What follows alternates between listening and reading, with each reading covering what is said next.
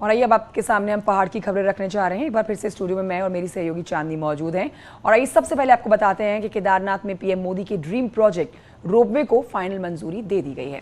National wild life board की बैठक में इसे मंजूरी दी गई है, यानी कि आप कोई भी रुकावट इस रोपवे के बीच में नहीं है। सोनप्रयाग से केदारनाथ तक 12 किलोमीटर का लंबा रोपवे बनाया जाएगा। 8 घंटे का सफर जो कि पैदल किया जाता है वो महज 30 मिनट में सिमट कर रह जाएगा। तो एक बड़ी सहूलियत होगी इस इलाके में रहने वाले लोगों के लिए। केदारनाथ रोपवे को मंजूरी मिली है, फाइनल मंजूरी दी गई है। सोनप्रयाग से बनेगा 12 किलोमीटर का ये लंबा रोपवे, जिसे पूरा करने में 8 घंटे का जो पैदल सफर करना पड़ता है, अब वो कुछ ही मिनटों में 30 मिनटों में पूरा हो जाएगा, ऐसी जानकारी मिल रही है। और जानकारी इस पर हमारे सहयोगी हमें देंगे। फिलहाल आपको इस प्रोजेक्ट के बारे में बता रहे हैं जो कि प्रधानमंत्री नरेंद्र मोदी के ड्रीम प्रोजेक्ट्स में से एक है।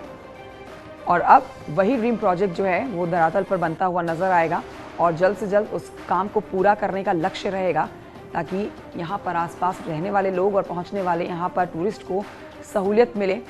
रोपवे के बीच में अब कोई रुकावट नहीं आएगी, ये एक बड़ी जानकारी आपको दे रहे हैं। 12 किलोमीटर का लंबा समय होगा रोपवे का, जो चंद मिनटों में पूरा करेगा सफर को। सुनील नप्रभात इस पर और जानकारी देंगे, देहरादून से हमारे साथ मौजूद हैं। सुनील नप्रभात, बारीकियां बताइए इस प्रोजेक्ट की।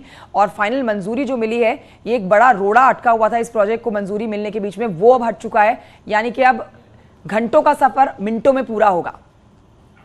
बिल्कुल कंचन, ये बड़ी उपलब्धि है खासकर उत्तराखंड के लिए। प्रधानमंत्री मोदी ने पिछले साल जब केदारनाथ दौरे पर आए थे तो उन्होंने केदारनाथ में जो पैदल मार्ग है उसको उस पर रोपवे बनाने की घोषणा की थी, रोपवे बनाने की बात की थी।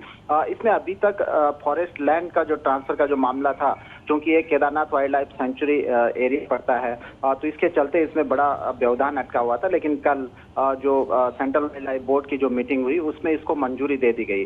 अब जो केदारनाथ जो पैदल यात्री जाते थे, अभी तक 19 किलोमीटर का जो ट्रैक पैदल यात्रियों को तय करना पड़ता था, 7 से 8 घंटे इसमें लगते थे, क्योंकि केदारनाथ जाने के लिए खड़ी चढ़ाई है। लेकिन रोपवे बनने के बाद ये समस्या हल हो जाएगी और आप महज 30 मिनट में जो श्रद्धालु हैं वो केदारनाथ धाम पहुंच सकेंगे।